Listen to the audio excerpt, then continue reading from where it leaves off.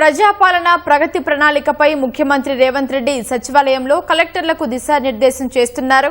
మరింత సమాచారం మా ప్రతినిధి నగేష్ చారిని అడిగి తెలుసుకుందాం. నగేష్ చారి, చెప్పండి, కలెక్టర్లతో సీఎం రేవంత్ రెడ్డి సమావేశానికి సంబంధించి తాజా సమాచారం ఏంటి?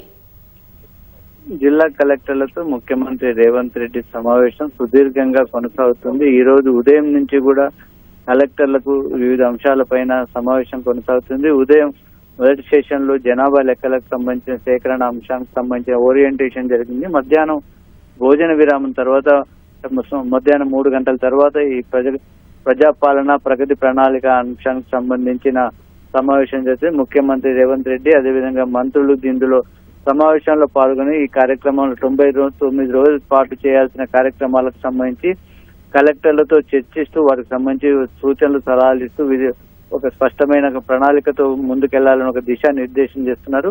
ఈ నెల 6వ తేదీ నుంచి జూన్ 12వ తేదీ వరకు ప్రజాపాలన ప్రగతి ప్రణాళిక నిర్వహించాలని ప్రభుత్వం నిర్ణయించింది. అందులో 5 దశల్లో 99 రోజుల పాటు ఈ కార్యాచరణ ఉండనుంది. ఏప్రిల్ 2వ తేదీన గ్రామ స్థాయిలో, అదేవిధంగా 16వ తేదీన మండల స్థాయిలో, మే 2వ తేదీన నియోజకవర్గ స్థాయి, మే 22వ తేదీన జిల్లా స్థాయిలో కార్యక్రమాలు ఉండనున్నాయి. జూన్ 2వ తేదీన రాష్ట్ర ఆవిర్భావ వేడుకలతో పాటు రాష్ట్ర స్థాయి ఈ కార్యక్రమాన్ని కూడా నిర్వహించనున్నారు. దానికోసం ఈ నెల 6వ తేదీన ఉమ్మడి జిల్లాల వారీగా మంత్రుల ఆధ్వర్యంలో సన్నాహక సమావేశాలు నిర్వహించాలని ఈరోజు సమావేశంలో నిర్ణయించారు. 99 రోజుల పాటు జరిగే ఈ కార్యక్రమంలో వివిధ శాఖలకు సంబంధించిన అభివృద్ధి పనుల శంకుస్థాపనలు, అదేవిధంగా ప్రారంభోత్సవాలు, రకరకాల కార్యక్రమాలు నిర్వహించేందుకు ఆయా శాఖలు ఆ ప్రణాళికలు రూపొందించారు. ప్రణాళికలన్నింటినీ కూడా ముఖ్యమంత్రికి, మంత్రులకు ఇప్పుడు కలెక్టర్లు వివరించారు. వాటికి సంబంధించి ఆ సమావేశంలో వివిధ శాఖల ముఖ్య కార్యదర్శులు కూడా ప్రస్తుతం ఇందులో పాల్గొన్నారు. మొత్తం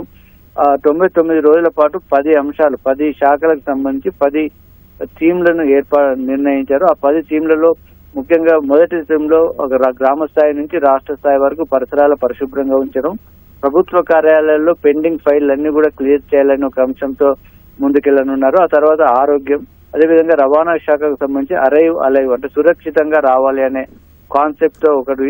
ఆ తర్వాత సంక్షేమం, పిల్లల భద్రత, డ్రగ్స్ కడ్డుకట్ట, రైతు సంక్షేమం, వ్యవసాయం, విద్య, యువత, క్రీడలు, మహిళలు, పర్యావరణం, ఈ 10 అంశాలకు సంబంధించి కార్యక్రమం నిర్ణయించారు.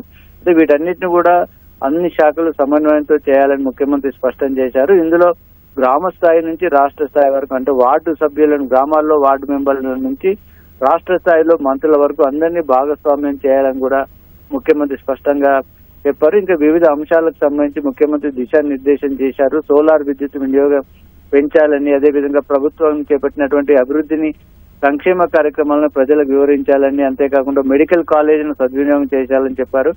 సంక్షేమ పథకాలన్నిటి కూడా లబ్ధిదారులకు ఫేషియల్ రికగ్నిషన్ ఏర్పాటు చేయాలని ఒక కీలకమైన ఆదేశాలు కూడా ముఖ్యమంత్రి సమావేశంలో ఇచ్చారు. ఇంకా రహదారులకు సంబంధించి ORR, మధ్యాహ్న భోజనం, విద్యాశాఖ, ఇలాంటి అనేక అంశాలపైన కూడా చర్చ జరిగింది. వాటన్నిటిపైన కూడా కీలకమైన ఆదేశాలు, సూచనలు కూడా ముఖ్యమంత్రి ఇచ్చారు. అదేవిధంగా కలెక్టర్లు కూడా పలు అంశాలను ప్రభుత్వం దృష్టికి తీసుకొచ్చారు.